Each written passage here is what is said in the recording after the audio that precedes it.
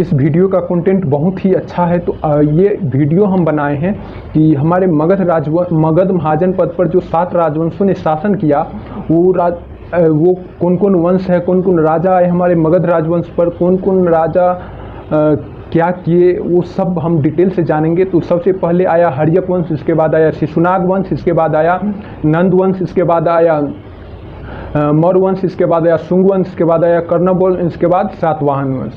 तो ये 7 राजवंश आया। इसके अंदर कौन कौन से राजा है ये हम सभी इस वीडियो के माध्यम से बताने वाले। बहुत ही अच्छा कंटेंट है, तो अच्छे से देखिएगा वीडियो को। तो हम सबसे पहले जानेंगे हर्यक वंश के बारे में। तो हर्यक वंश में जो 4 राजा रहे, हर्यक वंश में सबसे पहला राजा मतलब कि हर्यक वंश का संस्थापक बिंबिसार, उसका बेटा अजातशत्रु का बेटा उदयन का बेटा पहला संस्थापक बिंबिसार, उसका बेटा अजातशत्रु ने बिंबिसार का हत्या कर दिया और अजातशत्रु ने राजा बन गया।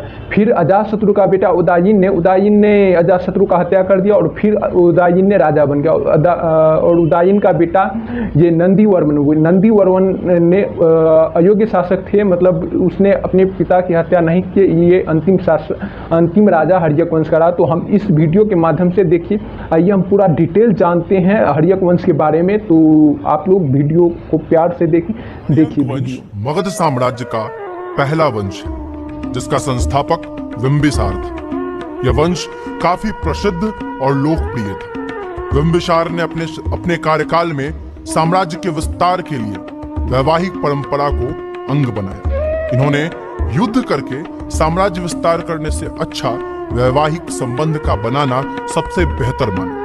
इनका मान, सम्मान, पद, प्रतिष्ठा काफी बढ़ चला था। इन्होंने प्रथम विवाह महाकौशला देवी से किया, जो कि कौशल राज्य की राजकुमारी थी। दूसरा विवाह चेलना से किया, जो वैशाली के राजा चेतक की पुत्री थी। तीसरा विवाह इन्होंने क्षेमा से किया, जो मध्य पंजाब देश की राजकुमारी थी।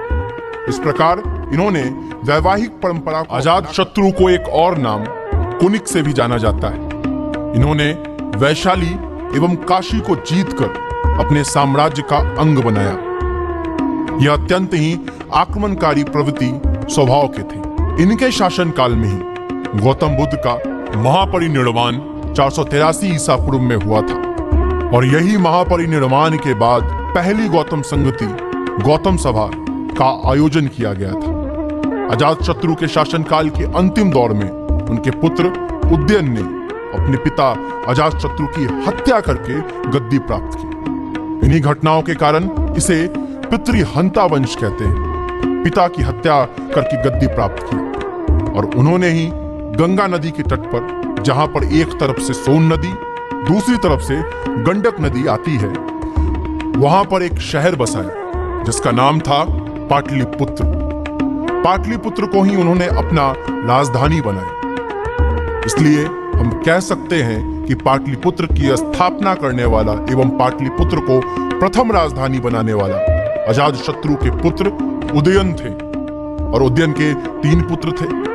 प्रथम पुत्र का नाम अनिरुद्ध था, द्वितीय पुत्र का नाम मुंडक था और तृतीय पुत्र का नाम नागदशक था, जो हर्यक वंश के अंतिम शासक रहे। नागदशक एक प्रभावशाली शासक था, जिसके शासनकाल में मंत्री शिशुनाग था। कुछ समय पश्चात नागदशक के शासनकाल में शासन तंत्र निर्मल पड़ जाती है, क्योंकि यह एक विलासी किस्म के शासक थे। और अंत में चारों तरफ षड्यंत्र होने लगती है, हत्या होने लगती है।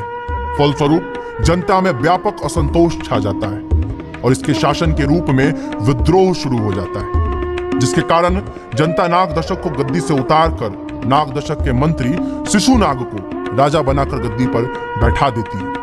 और इस प्रकार मगध साम्राज्य में एक नवीन वंश की स्थापना होती है, जो शिशुनाग वंश के नाम से इस वीडियो में देखिए हर्यक वंश का पूरी डिटेल। हर्यक वंश का अंतिम राजा जो था नंदीवर्मन का सेनापति था शिशुनाग। नंदीवर्मन अयोग्य शासक होने के कारण शिशुनाग ने उसका हत्या कर दिया और शिशुनाग ने नया राजवंश बना लिया, शिशुनाग वंश। उस शिशुनाग वंश का पहला राजा शिशुनाग। तो हम अगली वीडियो लेके आएंगे शिशुनाग वंश के बारे में।